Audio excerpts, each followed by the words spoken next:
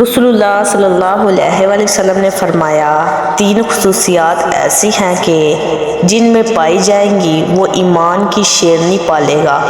اول یہ کہ اللہ اور اس کے رسول اسے سب سے زیادہ عزیز ہوں۔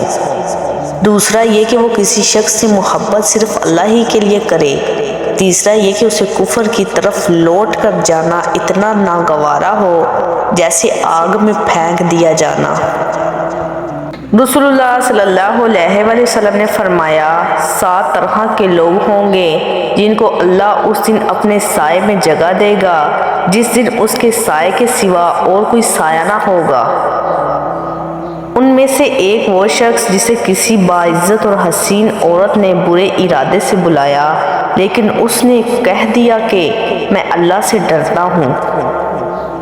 رسول اللہ صلی اللہ علیہ وآلہ وسلم نے فرمایا، تم نجومی کے پاس نہ جایا کرو، قبروں کو سجدہ گاہ مت بناؤ، لذتوں کو ختم کرنے والی موت کو کثرت سے یاد کرو، دنیا میں ایسے رہو جیسے اجنبی چلتا مسافر۔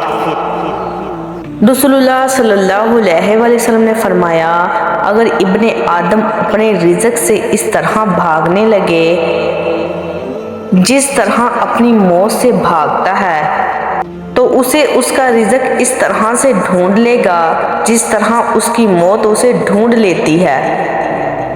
رسول اللہ صلی اللہ علیہ وآلہ وسلم نے فرمایا، آدمی کی سعادت یہ ہے کہ اللہ تعالیٰ نے جو اس کے لیے مقدر فرمایا اس پر راضی رہے، اور آدمی کی محرومی یہ ہے کہ خدا تعالیٰ سے خیر مانگنا چھوڑ دے، اور یہ بھی آدمی کی محرومی ہے کہ خدا تعالیٰ نے جو اس کے لیے مقرر فرمایا اس سے ناراض ہو۔